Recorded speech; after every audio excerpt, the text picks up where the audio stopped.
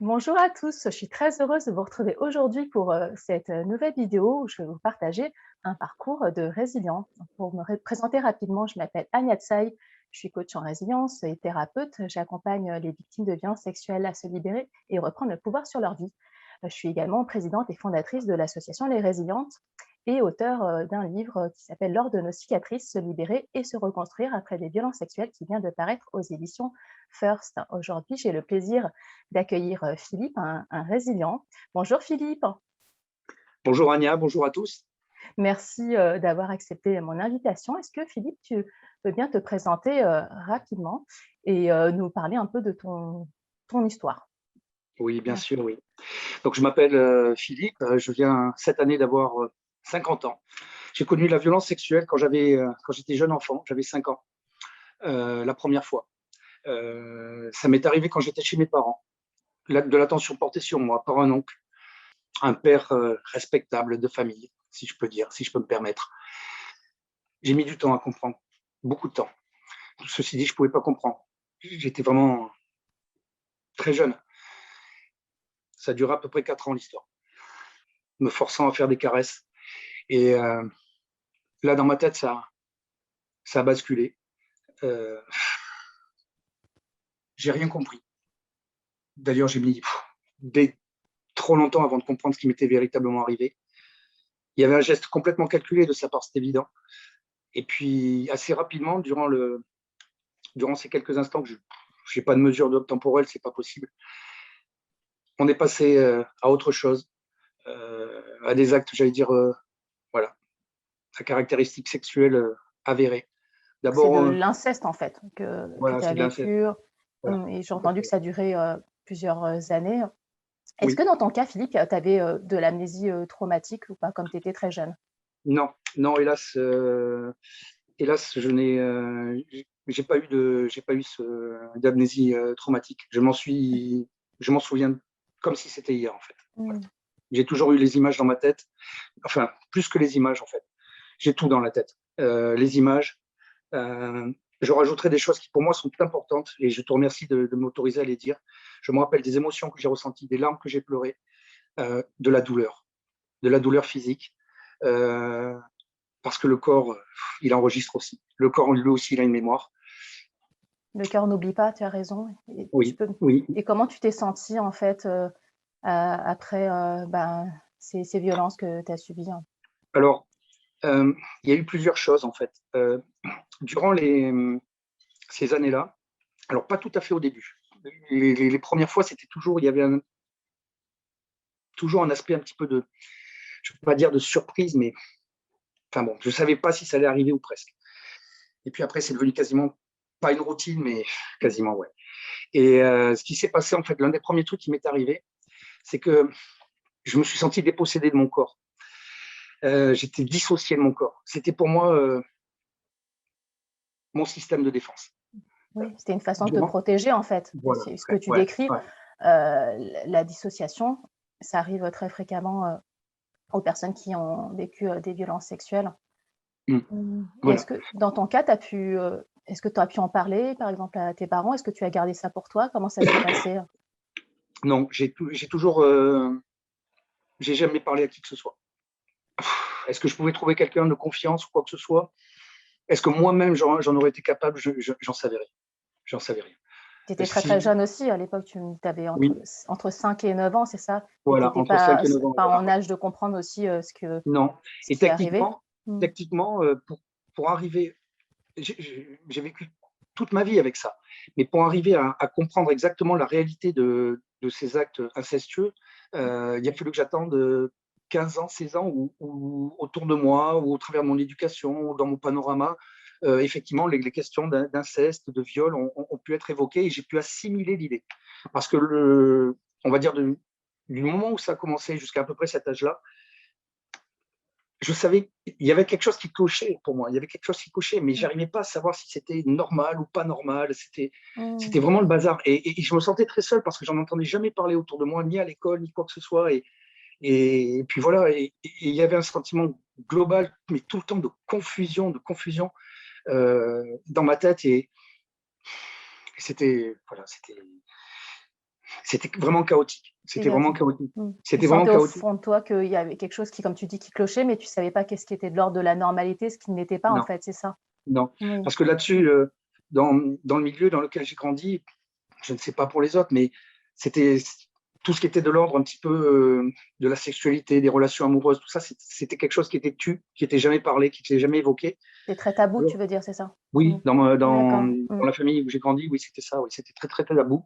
Et donc, du coup, ben, très, très difficile d'y mettre des mots dessus, très, très difficile de comprendre. Et puis, quand j'arrivais à l'école, systématiquement, justement, il n'y a pas très longtemps, pour l'anecdote, j'ai revu une ancienne copine de classe qui était avec qui j'étais dans les petites classes, qui était avec moi dans les petites classes, à l'époque où justement où je subissais les actes.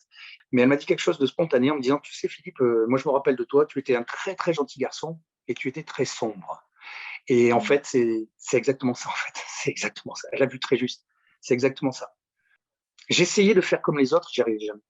Et c'était quoi le plus difficile pour toi, Philippe, après cette épreuve? Est-ce que c'était le fait Oula, de beaucoup garder de choses. silence ou il y avait quoi qui était dur pour Non, toi? il y avait trop de choses qui étaient difficiles, trop de choses. Je n'ai jamais véritablement réussi à m'adapter socialement, professionnellement, affectivement. Jamais j'ai réussi. J'essayais de faire comme les autres, mais il y avait toujours, ça revenait toujours, toujours, toujours en permanence, en permanence, Ça revenait en sous quelle permanence. forme? Est-ce que c'est des flashbacks, des choses comme Non, ça? c'était Enfin, pas des flashbacks, c'était. Alors déjà, j'étais noyé sous la culpabilité, d'accord, noyé sous la honte. J'essayais dans ma tête d'oublier, de me dire mais non, mais non, mais non, mais non. Et il n'y avait rien à faire. Il y avait rien à faire. J'arrivais à tenir allez, 1 heure, 2 heures, et de suite, je retombais dans des comportements incompréhensibles pour les autres, et même parfois pour moi-même. Voilà. C'était c'est vraiment la confusion totale. et beaucoup de Émotionnelle, rumination, de sentimentale. le fait de ressasser et puis, porter bah, ce poids de la honte et de la culpabilité comme Oui, tu décris, qui est extrêmement fréquent, hein, pour des personnes qui ont vécu des violences sexuelles. Enfin, c'est les sentiments qui reviennent le plus souvent, hein, quand mm. on dit souvent, hein, honte, culpabilité. Et je veux savoir comment ça s'est passé pour toi, la libération de la parole? Est-ce que c'est quelque chose qui est intervenu, après, rapidement ou que c'était quoi ton parcours par Ah rapport à non, ça? non, non, mais non, ben non. Moi, je suis resté dans le silence plusieurs décennies. En fait, voilà, quasiment 4 décennies. Voilà, Ah donc oui, 40 ans. 40 ans, OK, c'est Mm. en effet, c'est très Voilà. long. D'accord. 40 ans, 40 ans dans ma roue d'autotorture. Toujours dans un espèce d'état semi-dépressif, tout ça, enfin, même carrément dépressif parfois. Et donc, je sais que les membres de ma famille, les parents, ils essayaient de m'aider comme ils pouvaient. Donc, ils m'envoyaient chez le médecin, ils m'envoyaient chez la psy. Ils voyaient J'en que ai tu pas allais vu. mal, en fait, c'est ça? Ils essayaient de Voilà, soutenir, ils voilà. voyaient qu'il y a quelque chose qui allait pas et En sachant d'accord. que dans mon cas, quand je prenais, vous savez, des antidépresseurs, ce genre de truc, ça marchait le temps de la posologie, le temps Oui, de la prescription, mais dès que j'en sortais, pour ça recommençait aussi sec. Bon, j'ai pas fait beaucoup de psychothérapie, mais une seule fois, il y a une psychiatre, une chouette psychiatre, elle était vraiment chouette, qui, durant une séance, elle m'a posé la question. Elle m'a d'accord. posé la question. Elle m'a posé la question, elle m'a demandé, Philippe, est-ce que tu n'aurais pas vécu quelque chose de un peu abus sexuel, tout ça. Mon cœur, il a bondi et j'ai éludé. J'ai D'accord. éludé. De suite, j'ai commencé à partir complètement dans notre discours. Je ne serais jamais si elle m'a cru ou pas. Voilà. Voilà. Et c'est la seule fois où on m'a posé réellement la question. Et C'est comme c'était une si tu prof. avais tendu une perche, mais tu étais pas prêt, ce jour-là, Non, en fait, à l'accueillir. D'accord. non, Et qu'est-ce qui, non. dans ton cas, t'a aidé à libérer ta parole? Puisque j'ai entendu que tu as gardé silence, bah, presque 40 ans, hein, 4 décennies, Ouais, c'est très long. ouais. Est-ce qu'il y a un moment, il y a eu un déclic pour que tu libères ta parole? Oui, Comment ça s'est passé dans ton cas? Est-ce que tu peux me dire? oui, oui, oui, tout à fait. Ouais. Durant ces 4 décennies, je suis rentré dans l'autodestruction aussi. Donc j'ai eu des consommations d'alcool et de drogue complètement aggravées. J'ai eu des tentatives de suicide aussi, parfois certaines très sérieuses.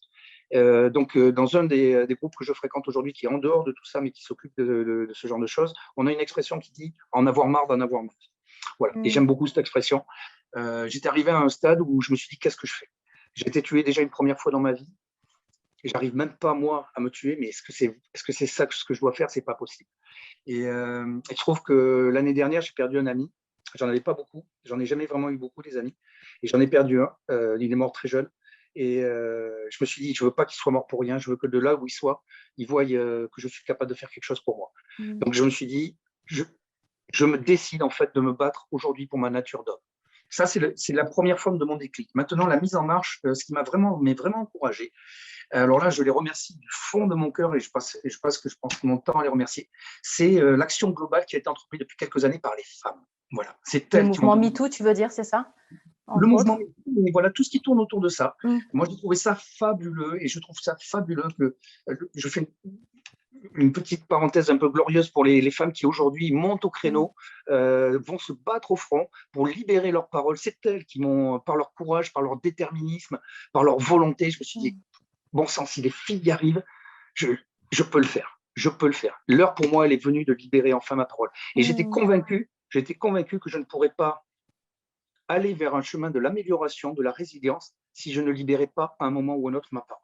Voilà. J'en étais mais vraiment convaincu. Et aujourd'hui, par le biais de ce que j'ai entrepris comme travail sur moi et les autres groupes auxquels je participe, j'en suis aujourd'hui archi convaincu. Voilà. Pour toi, tu avais le déclic que en fait, la libération de ta parole, ce serait la première étape de ton parcours en fait, de résilience. Ça passe par libérer ta parole, et le fait que les femmes libèrent la leur, ça t'a presque encouragé, peut-être autorisé à libérer la tienne, c'est un peu ça? Tout à fait. Tout à fait. Une forme d'autorisation. Ouais. Tout à fait. Et alors là, par contre, dans le panorama, j'étais assez surpris parce que quand j'ai commencé à bien observer un petit peu ce qui se passait, j'allais dire un petit peu dans l'actualité, un petit peu dans ce genre de choses, j'étais quand même pas mal surpris. Ça a été l'une de mes premières surprises de voir que c'était essentiellement des femmes qui parlaient. Et je me suis dit, mais c'est pas possible. Ça arrive aussi aux garçons. Oui, tu as raison. On entend énormément, quand même beaucoup plus de témoignages de femmes, et la parole des hommes victimes est beaucoup plus rare en fait. Pour pas dire presque invisible, et c'est pas parce qu'on ne montre pas que ça n'existe pas. Et pour ça, je suis très heureuse d'avoir aujourd'hui, de t'avoir sur ma chaîne pour pouvoir aussi porter la parole des hommes. Et je trouve que c'est vraiment quelque chose qui est essentiel, hein, bien sûr. Alors, si je peux rajouter quelque chose encore dans l'envie de l'amélioration, du mieux-être et d'accéder enfin à quelque chose que je mérite et qui est moi, c'était enfin, pour une fois dans ma vie, aller à la rencontre de l'homme que j'attendais depuis si longtemps, moi. Te rencontrer toi-même, en fait. C'est un peu se réapprivoiser. Oui, c'est beau. Oui, c'est un peu plus que me réapprivoiser parce que j'avais une identité qui avait été complètement détruite, explosée. Est-ce que tu peux nous en dire un petit peu plus? Qu'est-ce que ça touchait chez toi, en fait, au niveau de l'identité? Est-ce que ça touche à toi en tant qu'homme, à la virilité, masculinité? C'est des choses de cet ordre-là ou pas? J'aimerais savoir un petit peu plus, si tu es d'accord. En tant que garçon, est-ce que tous les garçons sont construits comme ça? Je ne sais pas, mais c'est quand même pas mal le cas, je trouve, autour de moi. Je le voyais beaucoup à l'école, parce que moi, dans ma famille, je suis le seul élément masculin. Bon, il y avait le père, mais autrement, autour de moi, j'ai que des filles. Il y avait entre la mère, les sœurs, tout ça, j'ai que des filles. Donc, déjà, dans ma famille, mon père a été absent longtemps, et puis quand il était là, bon, il faisait ce qu'il pouvait, le pauvre, mais bon, il faisait ce qu'il pouvait. Donc, il n'était pas forcément un reflet de la masculinité comme on pourrait peut-être l'entendre. Ou en tout cas, s'il m'a donné quelque chose, c'est pas du tout l'envie de ressembler au patriarcat et à la domination masculine. Voilà, ça c'est clair. Il en était un très bel exemple. Donc ça, c'était une première chose. Et puis de l'autre, en ayant suivi ces actes, j'ai été dépossédé complètement de mon identité d'homme. Je ne savais plus ce que j'étais. Je savais plus si j'étais un garçon, si j'étais autre chose. Je ne savais pas. Un peu comme une perte de repère, c'est ça? Puis savoir. Oui, j'étais propulsé je l'ai dit tout à l'heure, j'étais propulsé dans une forme de nuit, d'errance. Et quand j'allais surtout dans mon environnement, c'était surtout l'école. Et je voyais ces garçons autour de moi avec des comportements, je veux dire, qui sont des archétypes de la virilité. Et je les comprenais pas. Je n'arrivais jamais à m'associer à ça. Et bon, apparemment, s'il y avait l'air d'avoir une certaine forme de normalité, ça n'a jamais été la mienne. Je m'identifiais jamais à eux. Voilà. Et pour moi, cette virilité-là, elle me laissait pas la possibilité de m'exprimer, ou même de libérer ma parole, ou même de me construire comme je suis véritablement. Voilà, c'était pas possible. C'était pas possible. Le coup, alors là, je vais peut-être avoir un petit peu d'amertume, mais le coup de ce que j'appelle moi les vrais mecs, le coup de je joue au plus fort, le coup de c'est moi-ci. Et puis autre chose aussi que l'on découvre en tant que garçon, alors peut-être pas dans le milieu éducatif propre à la famille, mais moi je l'ai découvert dans le milieu scolaire, je l'ai découvert après dans le milieu professionnel, j'ai découvert aussi chez les scouts. Il y a quand même globalement chez les garçons une certaine peur de l'homosexualité. Alors si je me permets d'évoquer vite fait Oui, bien sûr, je t'en prie. Je trouve que c'est peut-être assez important d'en parler. Pour moi, c'est important d'en parler. Pour moi, c'est important d'en parler parce que le le rapport que j'ai eu avec mon agresseur, c'est… Alors, on peut l'édulcorer, on peut y mettre plein de choses dessus, mais ça reste un rapport homme-homme. Voilà. Donc, c'est un rapport lié à l'homosexualité. Et alors, simplement, c'est là où ça devient très, très vicieux. C'est que lui-même, mon agresseur, était père de famille, et donc dans un rapport hétérosexuel, et avec moi, il avait un rapport homosexuel. Et j'étais comment dire, j'avais 5 ans, 8 ans, et j'étais, j'allais dire, même pas à la porte de l'éveil de ma sexualité. Et alors là, qu'est-ce que je devais penser? Je ne sais pas. J'ai mis beaucoup de temps avant d'arriver à recentrer tout ça autour de moi et à me dire non, je suis un garçon, j'allais dire constitué comme un garçon, biologiquement comme un garçon. Et visiblement, c'est les femmes qui me plaisent. Voilà. Donc, je n'ai pas développé, j'allais dire, une orientation sexuelle à caractère homosexuel, comme ça peut être le cas chez d'autres garçons en particulier, où là, il n'y a pour moi aucune ambiguïté. Mais pour moi, c'était vraiment le trouble. Ça a vraiment été un trouble majeur. Je me suis longtemps posé la question. J'avais d'ailleurs à ce sujet, si je ne faisais pas attention, j'avais parfois des comportements déviants vis-à-vis de mes petits camarades d'école ou même chez les scouts ou même à d'autres endroits. Je crois que le dernier, je l'ai vu en 2008 ou 2010, non, avec un de mes partenaires du théâtre. J'ai eu un comportement spontané. Et je me suis dit, mais qu'est-ce que je fais? Ça ne se fait pas, je n'ai pas à faire ça. J'ouvre pas certaines choses. Là, je vais créer la confusion dans leur esprit et puis moi-même, j'étais dans la confusion. Ouais. Et pour te dire à quel point c'est prégnant cette distorsion complètement dans la notion d'identité sexuelle. Et quand je dis identité sexuelle, ça ne veut pas dire dans les rapports sexuels, ça veut dire dans la nature de mon humanité. Oui. Voilà, d'homme, c'est de ça dont je parle. Voilà. Dis-moi, le fait que ça touche à l'identité, d'avoir toutes ces pertes de repères, on va dire, fondamentaux, est-ce que ça peut aussi expliquer peut-être des comportements à risque que tu as eu ou addictifs, etc., des choses de cet ordre-là? Oui, tout à fait. C'est lié ou pas? D'accord. Oui, je peux le dire. Comme si tu te cherchais, etc., et tu cherchais à te mettre peut-être en danger ou des choses. Tout à fait. Alors, tu testais les limites, peut-être, je ne sais pas. Est-ce que c'est Oui, tout à fait. Oui, tout à fait. Dans mes comportements d'autodestruction, il y avait plusieurs choses. Donc, je l'ai évoqué, l'usage aggravé de l'alcool et de la drogue, où là, je cherchais volontairement à fuir, à oublier quelque chose, essayer d'éteindre les souvenirs. Alors là, je le dis en tant que conseil d'usage à ceux qui seraient tentés ou ceux qui le font, ça ne sert à rien, parce que c'est l'inverse, en fait. C'est exactement l'inverse. Plus on consomme, plus ça exacerbe. On n'oublie rien. On n'oublie rien. Non, ça ne marche pas. Le coup de. Oui, c'est peut-être temporaire, le soulagement, mais on n'oublie pas. Oui, même pas. Il y a un autre comportement que j'ai eu aussi, j'ai provoqué la violence. J'ai provoqué la violence et ça, en fait, je m'en suis rendu compte, j'ai pu y mettre un mot il n'y a pas très longtemps dans le cadre de mon introspection. C'est pas moi qui tapais les autres ou qui allait. Enfin, quand je provoquais la violence, je provoquais surtout la violence par rapport à la figure d'autorité. Voilà, toujours pareil. Toujours pareil. La figure d'autorité, pour moi, ça a été longtemps ma cible préférée. Voilà. Et je provoquais la violence parfois, mais très dur, à me faire taper, à me faire casser la tête.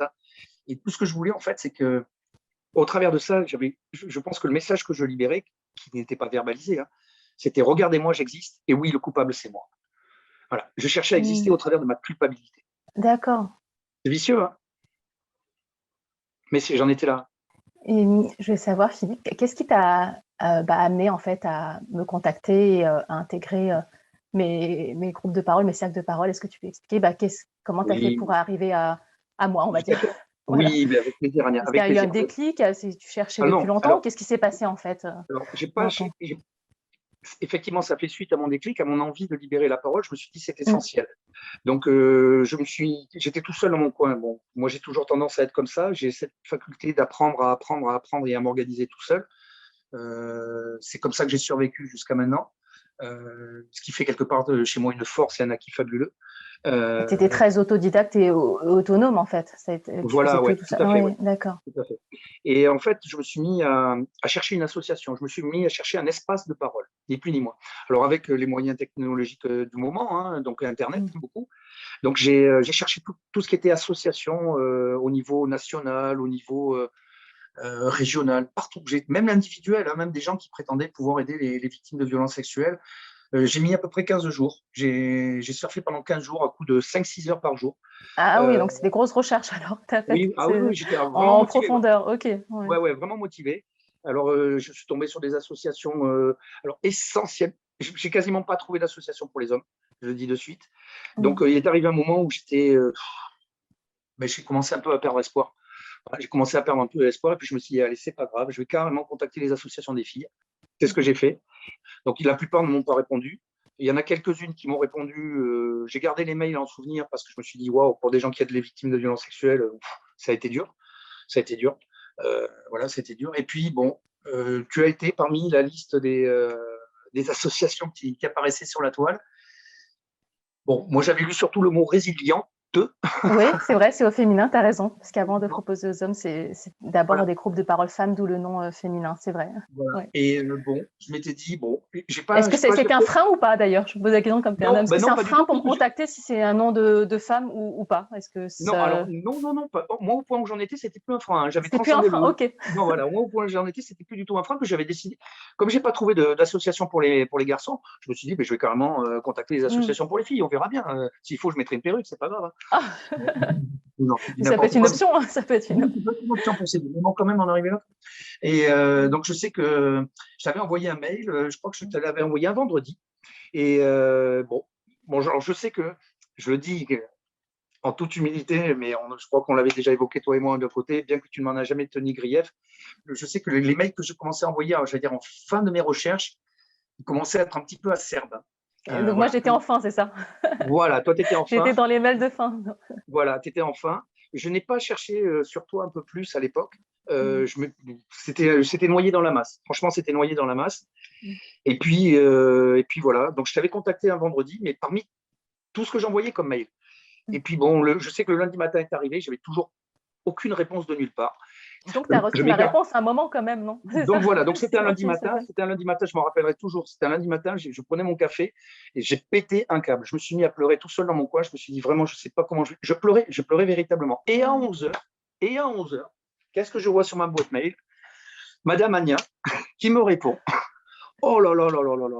Alors là, quand j'ai vu ton mail, eh bien écoute, tu sais, ça fait un petit peu comme dans certains films, comme un certain truc, tu sais, quand le mec il est dans le noir et puis pouf, il y a une lumière qui s'éclaire au-dessus, là, tu sais. Ça fait exactement Ah ouais, ça m'a fait exactement le même effet. Et je te rassure, Philippe, je t'ai pas du tout tenu rigueur du ton, hein, je n'ai pas du tout. Oui, je sais que moi, je peux comprendre aussi, je serais à ta place, voilà, je cherche des assos et personne ne me répond, et puis il n'y a pas d'asso, par exemple, moi, j'aurais écrit sans doute sur le même ton que le tien, mais je n'en ai pas fait une affaire personnelle, je n'en ai pas tenu rigueur, je sais que tu n'avais rien contre moi.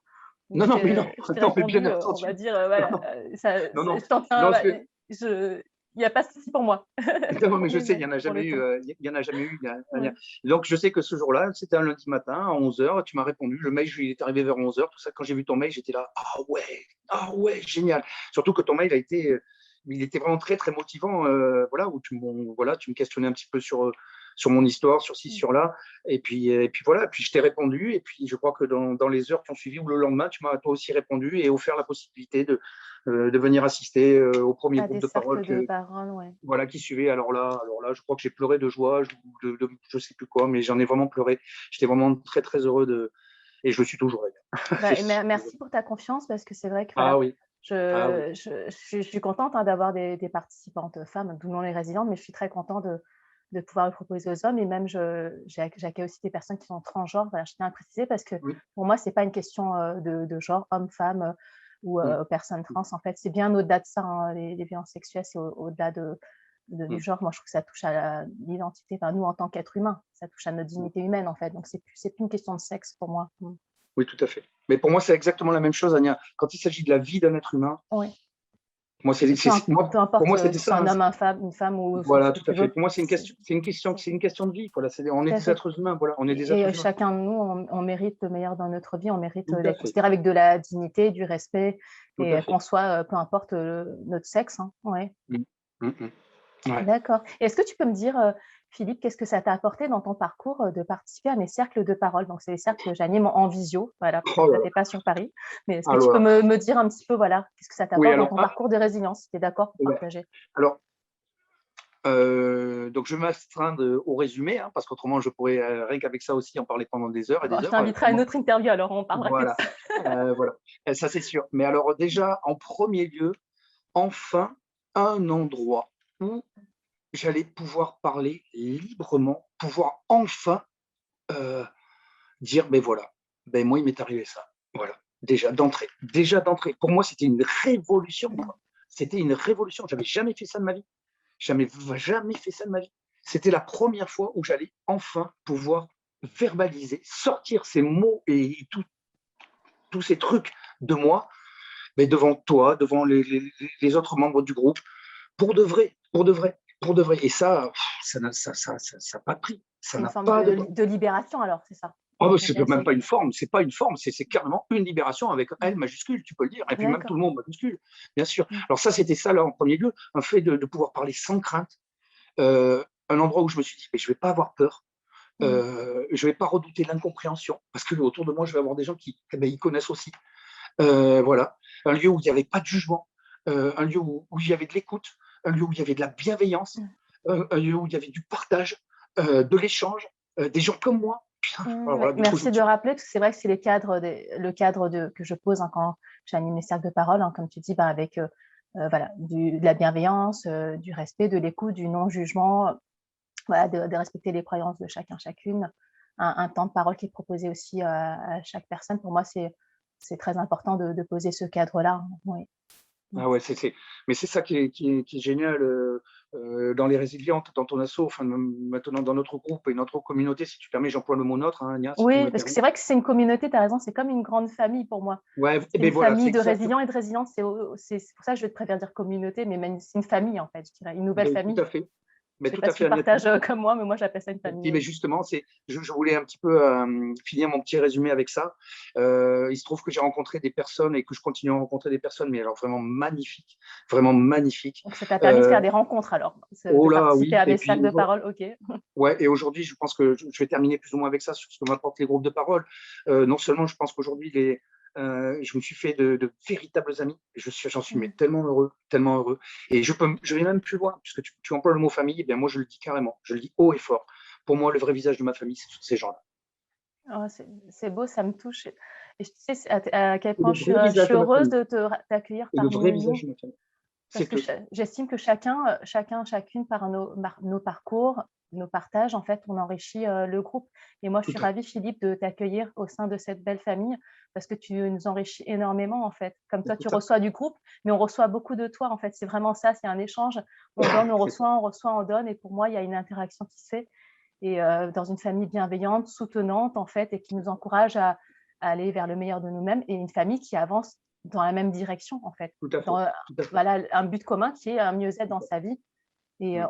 on partage nos avancées, on partage nos doutes, on partage nos questions, mais on partage aussi nos Tout à fait. réussites. Et je trouve Tout à ça beau. fait. Il y a vraiment un mouvement qui se crée Mm. au Ouais. sein de cette famille. Mmh. Et c'est exactement ça, tu l'as très bien dit, c'est la richesse, la matière que j'y trouve déjà. Je vais parler d'un peu de manière narcissique, égoïste, mais pour ma reconstruction, c'est fabuleux. Au travers de tout, des partages. Il y en a qui, moi je suggère des lectures, il y en a qui me suggèrent des lectures, il y en a qui suggèrent le travail qu'ils font sur les expériences au travers Mmh. que traversent mes amis et puis tous les membres de la communauté, qui ne sont pas forcément les expériences, par exemple, vers lesquelles je pourrais tendre, comme par exemple celle de la justice. Moi, Mmh. c'est quelque chose que je ne connaîtrai jamais parce que mon agresseur est décédé et puis j'en ai jamais parlé. Donc, par exemple, cet aspect-là, qui est quand même un aspect pour moi vital dans la reconstruction, pour ceux qui peuvent le faire, je les Oui. encourage. Mais moi, c'est quelque chose que je ne pourrais jamais faire. Et si je le fais d'une autre manière, par le biais de l'écriture, par exemple. C'est comme ça que je le fais. Toute cette richesse, toute cette matière dont je me nourris, voilà, c'est vraiment extraordinaire. Là-dessus, je serai éternellement reconnaissant. Merci, ça me touche énormément, hein, ce que tu nous partages. Je veux savoir, est-ce que Philippe, dans ton parcours, il y a d'autres choses qui t'ont aidé à avancer dans ton parcours Oui, de reconstruction, hein? Est-ce que tu oui, étais oui, oui. d'accord pour nous partager un petit peu, toi, Bien ta sûr, oui. boîte à outils? Ouais, ma boîte à outils, ouais, Ouais. ouais, ouais, ma boîte à outils, ouais, Ça aidera exactement. les personnes qui nous écoutent aussi, hein, je pense qu'ils sont intéressés de connaître ta boîte à outils. Voilà. Comme tu l'as très justement évoqué tout à l'heure, j'ai un sale aspect d'autodidacte. Donc, j'aime bien me débrouiller tout seul, à tort ou à raison. Bon, enfin bref, je sais pas. Il y a des fois, il faudrait que je partage avec d'autres, que j'aille chercher peut-être d'autres choses. Mais bon, dans l'immédiat, comme je travaille la confiance en moi et la confiance en les autres, comme c'est encore un petit peu fragile aujourd'hui. J'ai très peur des hommes. Je te le dis de suite, les hommes, Mmh. je ne supporte pas. Les hommes, je ne supporte pas. Je préfère largement des amis de genre féminin. Je ne sais pas Mmh. pourquoi, en plus en confiance, beaucoup plus en confiance. Les mecs, j'ai beaucoup de mal. Dès que je rencontre une figure d'autorité qui a caractéristiques masculines, oula, de suite dans ma tête, il y a un repli total. Je lutte contre ça, mais bon, Il y a C'est un encore, peu vous comme voyez, un système d'alerte qui se met en place, tu veux voilà, dire, ouais. c'est ça? Bon, enfin voilà. Donc, dans ma boîte à outils, donc avant tout, aujourd'hui, je suis fidèle à ce que je suis. Bon, par nature, je suis quelqu'un d'ultra fidèle. À tout ce que j'engage, je suis quelqu'un de très fidèle. Donc aujourd'hui, je suis Mmh. fidèle à ce que je suis. Donc je suis autodidacte, donc je me fais confiance. Donc je m'écoute. Je m'écoute et je suis beaucoup mon intuition. Bah, ça, Donc c'est magnifique, franchement, ce que tu nous partages, bah, d'être fidèle à voilà, soi-même, suivre voilà. son Déjà, intuition, et cetera. Mmh. voilà, j'écoute mon intuition, mon cœur, mais bien sûr mon esprit. Hein. Mon corps et mon esprit forment aujourd'hui un tout, après avoir été Mmh. dissociés longtemps. On s'est rassemblés, ça fait un peu schizophrène, mais tant pis. Mais non, mais c'est comme oui, c'est comme non, je trouve pas que ça fait schizophrène parce que quand on a été longtemps dissociés, c'était aussi mon cas, hein. Bah, Oui, se oui, non. reconnecter à son corps, à ses émotions, et cetera, ben, il y a des retrouvailles qui sont, on va dire. Oui, voilà, Des c'est une retrouvailles, retrouvaille. c'est des retrouvailles, ouais. Voilà, c'est une Mmh. retrouvaille. Donc en fait, donc je lis énormément, je m'instruis énormément. Alors sur le sujet des violences sexuelles, alors comme je suis un hyper curieux aussi, hein, Mmh. j'aime embrasser tous les domaines, donc la justice, la psychologie, l'anthropologie, la systémique, mais aussi les témoignages de tous ceux qui peuvent écrire. Bon, il y a beaucoup de témoignages de femmes, mais c'est pas grave. Je les absorbe parce qu'ils sont toujours fascinants. Et puis comme je suis un très grand féministe aussi, donc ça m'intéresse, ça alimente tout ça, et puis Mmh. ça me permet aussi après d'avoir, j'allais dire, une meilleure oreille, en tout cas pour mes amies femmes anciennes victimes qui me parlent pour être encore plus dans la compréhension de leur histoire. Et là-dessus, je suis très content. Donc j'aime beaucoup lire, j'écris énormément. L'écriture, c'est quelque chose de solitaire. Bon, ça tombe bien parce que je suis relativement solitaire, mais c'est vraiment quelque chose de très salvateur pour moi. J'ai commencé à écrire quand j'étais tout jeune, quand j'avais à peu près 9-10 ans. Voilà. On me l'a proposé. Voilà. Alors, comme je ne crois pas au hasard, c'était vachement intéressant. Quand j'étais Mmh. chez les scouts, on m'a dit, tiens, Philippe, tu vas être chroniqueur. Même le mot, je ne savais pas ce que ça voulait dire. Et en fait, j'écrivais sur les cahiers les rapports de patrouille. Et comme je dessine aussi beaucoup, je faisais des dessins, tout ça. Et ça ne m'a plus jamais lâché. Mmh, J'ai d'accord. énormément écrit là-dessus et je continue aussi beaucoup aujourd'hui à écrire tout le temps, tout le temps, tout le temps. Et si tout se passe bien, bon, je reviendrai tout à l'heure dessus dans le cadre des projets derrière. Ouais, des questions d'après. Voilà. Ouais. Et donc, je dessine aussi beaucoup depuis toujours. Alors, ça, c'est de manière innée. C'est des magnifiques dessins, hein. Je sais pas si tu en as un sous le coude, mais tu peux en partager un. Mais tes dessins sont magnifiques, vraiment. Je dessine, je peins aussi. Mmh. Voilà. Mais il y a aussi quelque chose que je me suis mis à faire depuis quelques années, c'est le théâtre. Le théâtre, pour moi, c'était vachement important et ça l'est toujours. C'est très, très important. Alors aujourd'hui, ça a pris une super dimension dans ma vie Mmh. parce que, bah, encore une fois, je suis très, très impliqué dans le théâtre. C'est-à-dire que je joue plusieurs pièces par an dans plusieurs compagnies, tellement que D'accord. voilà, je suis à fond. Je suis à fond. Je parlais de dissociation tout à l'heure, mais cet exercice théâtral, en fait, il me permet de prendre des rôles qui ne sont pas du tout moi. Et c'est ça que j'aime Mmh. beaucoup. C'est ce qu'on appelle s'incarner dans un rôle pour le comédien et en fait se désincarner aussi. Bon, ça, c'est M. D'accord. Loué qui le dit, mais bon, je ne vais pas rentrer dans le détail de la théâtrale, mais c'est aussi s'incarner et se désincarner. Et j'aime beaucoup parce que là, cette fois-ci, la démarche est volontaire. Et comme c'est quelque chose que j'ai appris à faire, j'allais dire, pour me sauver la vie quand j'étais gamin, Mmh. et bien, ça marche super bien. Et comme je suis une pile émotionnelle, toutes ces émotions qu'il y a dans une pièce de théâtre, dans le personnage, dans les partenaires, dans tout ce qui... Moi, ce qui est important, c'est comme quand j'écris, je pense à mes lecteurs, aux gens qui vont lire. Comme quand je dessine, je pense aux gens qui vont voir les dessins. Comme quand je joue, je joue pour le public. Je joue Mmh, effectivement d'accord. pour le public. Et ça m'aide énormément. Ça me donne l'impression vraiment d'exister, d'être... voilà. Voilà, j'aime beaucoup. J'aime beaucoup. Et ça donne En tout peut-être cas, du sens aussi, oui. voilà, Mmh. ça apporte du sens. Voilà. Alors, il y a aussi autre chose qui m'aide beaucoup dans mon chemin de reconstruction, c'est ce que j'appelle les échanges privilégiés avec des gens qui sont comme moi. Donc, il y en a pas mal que je remercie, je ne sais pas s'ils verront la vidéo, mais qui appartiennent à notre communauté. Hein. Mmh. Voilà, il y en a pas mal Mais bon, il y en a d'autres aussi qui appartiennent à mon panorama autour. Il y a vraiment une réciprocité constructive. C'est-à-dire que autant ils me font part quand ils sont par exemple pas bien, ils me disent Philippe, je suis pas bien pour ci, pour ça. Et moi, je sais pas, j'essaye de leur apporter mes énergies positives, j'essaye de leur Mmh. apporter mon écoute, j'essaye de leur apporter mon amour. Mais vraiment mon amour. Hein. Je vous jure, je te jure, Ania, c'est vraiment de l'amour. Je Mais les aime je pour de pense vrai. bah, bien sûr qu'il y a l'amour et je pense que pour moi, l'amour, c'est une énergie de guérison extrêmement puissante. Ouais, tout à fait. Il y a aussi un retour. Quand moi-même, je suis Mmh. pas bien parce que c'est pas, je suis pas, je reste quand même sur un fil psychologique et puis Mmh. je sais pas si je recherche une forme de stabilité quelconque, normative, je sais pas quoi. Non, j'aime bien moi mon champ émotionnel. Il y a des fois, Mmh. c'est pas parce qu'on est triste qu'on est pas spirituel. C'est pas parce qu'on est un peu déprimé qu'on n'est pas spirituel et que son corps Mmh. ne continue pas à être aimant. Voilà. Ça, enfin moi, ça m'arrive régulièrement. Voilà, j'ai des variations émotionnelles. je les accepte, je les accueille et ça fait partie de moi. Voilà. Comme la colère, hein. Il y a des fois, je suis en colère contre des bêtises. Bon, ça retombe assez vite la colère aujourd'hui, mais il y a des fois, je m'emporte pour des bêtises. Bon, souvent, c'est des bêtises qui viennent de moi, pas de l'extérieur. C'est ça qui est intéressant aujourd'hui. Voilà. Mais moi, j'accueille tout ça. J'accueille, L'accueil, tu es j'accepte. dans l'accueil Ouais, ouais, aujourd'hui. ouais, Tu as fait un travail énorme aussi sur toi. voilà. Je te Et demandais, Philippe, par rapport, tu as quand même un parcours de résilience d'une quarantaine d'années, hein. Est-ce que tu peux nous partager quels apprentissages ou quelles leçons de vie tu as tirées de ton parcours? Est-ce que tu as des choses à nous partager?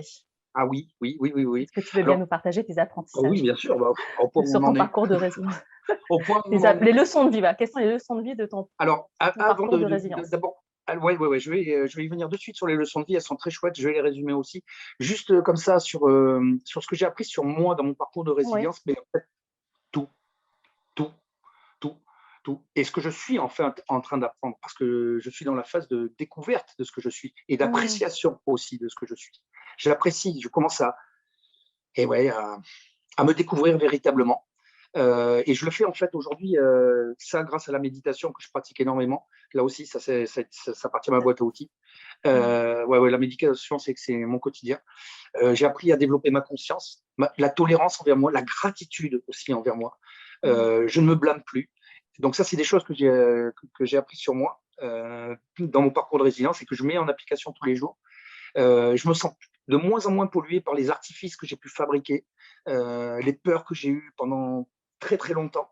J'ai appris beaucoup sur les peurs, j'ai appris énormément, énormément sur les peurs, l'illusion de la peur, comment j'ai pu les fabriquer, comment j'ai pu leur donner la réalité à ces peurs aussi. Mmh. Alors, c'est terrible alors qu'il n'y en a aucune.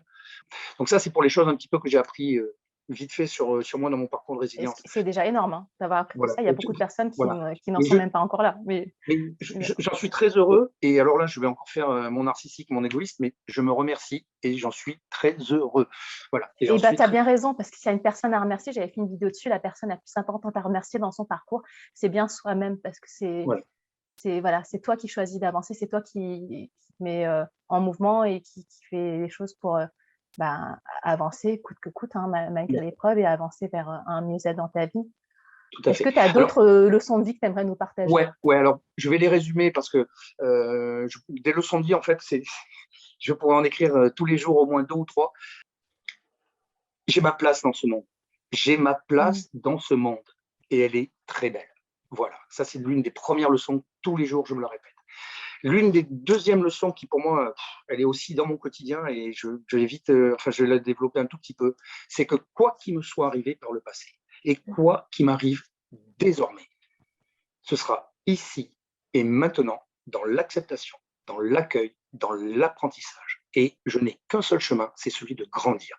Quoi que ce Waouh, soit. c'est beau. Franchement, c'est Quoi que magnifique. ce soit. Quoi que ce soit, même si c'est douloureux pour moi, même si je dois pleurer, même si je dois véhiculer un peu pendant quelques instants de la tristesse, de la colère, ou même pendant quelques jours, parce que là, il y a eu quelques temps où j'étais pas très bien.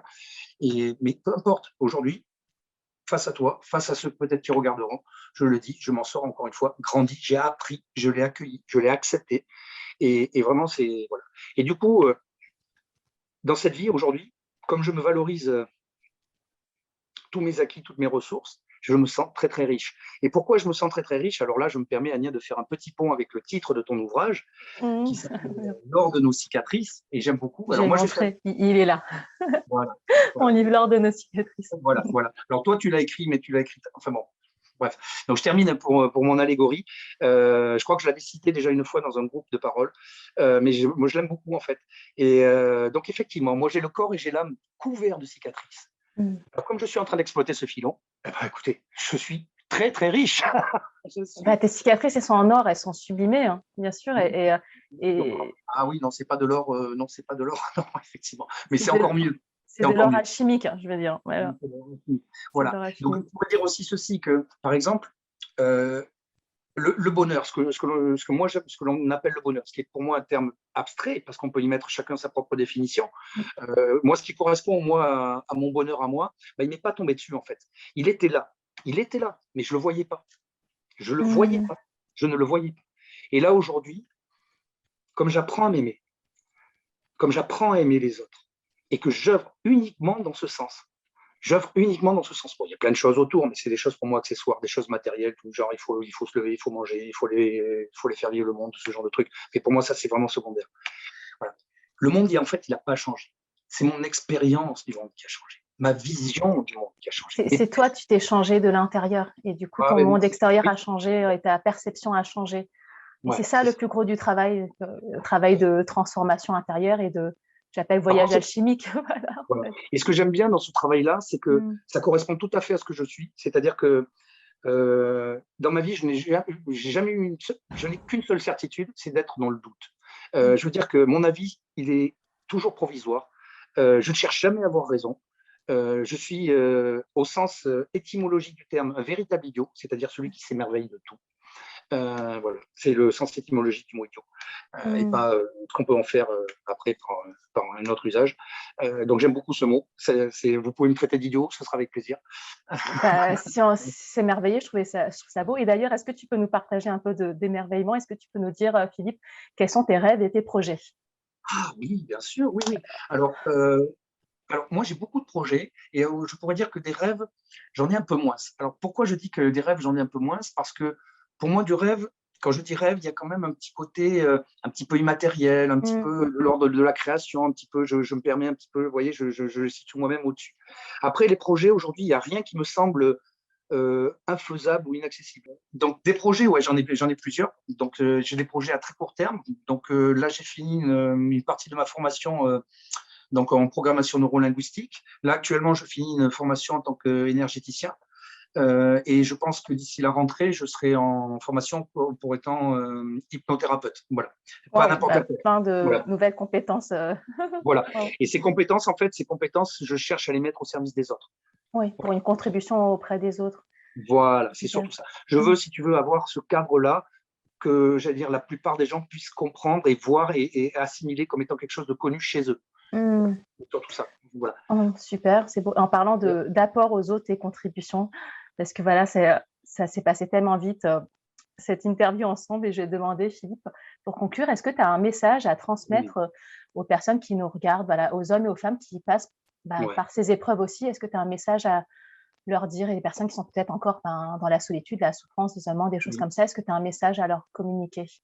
Oui, alors c'est un message qui n'engage que moi, bien sûr, hein, mais alors je vais dire un ou deux mots à celles et ceux qui traversent aujourd'hui cette épreuve. La souffrance est quelque chose qui est insupportable, c'est sûr, c'est sûr. Et je sais de quoi je parle. Cela dit, c'est pas insurmontable. Ensuite, le fait de libérer sa parole, c'est vraiment le premier pas. C'est vraiment le premier pas. Et de trouver une personne de confiance, quelqu'un qui pourra accueillir votre histoire avec bienveillance, avec non-jugement, avec une grande écoute. C'est un pas essentiel. S'accorder le temps qui est à soi pour aller vers sa reconstruction, ça aussi, ça c'est important. Pour pouvoir mettre en place ses propres stratégies de reconstruction, de résilience, de transmutation. Aller vers son bonheur à soi et tout l'amour qui nous attend et qui vous attend. Parce que tout le monde le mérite. En tant qu'être humain, tout le monde le mérite. Ensuite, je dirais ceci pour à peu près conclure, vous n'êtes pas seul, ni responsable, ni coupable. Voilà. Et bon, je terminerai avec ceci. En ce qui me concerne, j'ai coutume de dire ceci. Pour moi, le pire, il est derrière moi. Ce que j'ai à vivre, au moins devant moi, c'est le meilleur. Et je me fais confiance. Merci. Waouh, quel merveilleux message, franchement. Merci Philippe pour le cadeau que tu nous fais aujourd'hui. C'est un cadeau que tu me fais, tu sais, en venant partager ton histoire, ton témoignage. Merci du cadeau que tu nous fais à tous et à toutes. De pouvoir t'accompagner sur ce parcours, j'en suis honorée et je te remercie pour ta confiance. Je te remercie pour tout ce que tu nous apportes dans cette grande famille. Et tu as raison, je suis d'accord avec toi, c'est ce que je dis aussi souvent, que le plus dur est derrière nous et le meilleur est à venir. Que chacun et chacune de nous, nous méritons le meilleur dans notre vie. Et voilà, tout commence par un pas, un voyage au milieu commence par un pas, et un des premiers pas dans un parcours de résilience après des violences sexuelles, et très souvent, c'est vrai que ça passe par la libération de la parole. Voilà, donc je te remercie pour ta confiance. Je vous remercie de nous avoir suivis.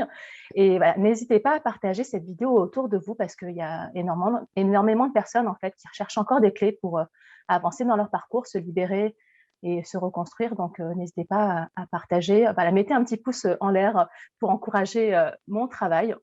voilà, de pouvoir vous partager aussi des parcours inspirants pour vous aider à avancer dans votre parcours de résilience. Et puis, n'hésitez pas non plus à vous abonner à ma chaîne en cliquant sur la petite cloche. Vous recevrez une notification pour toutes les nouvelles vidéos que je vais publier et je vous partagerai d'autres parcours inspirants pour vous accompagner. Et puis, je te remercie, Philippe, du fond du cœur pour voilà, tout ce que tu nous as apporté pendant cette heure et tout ce que tu nous donnes, le cœur grand ouvert. Je te remercie vraiment du fond du cœur. Merci à tous. Voilà. Bisous. À très bientôt. Bisous. Je vous souhaite le meilleur et je vous dis à très bientôt. Au revoir.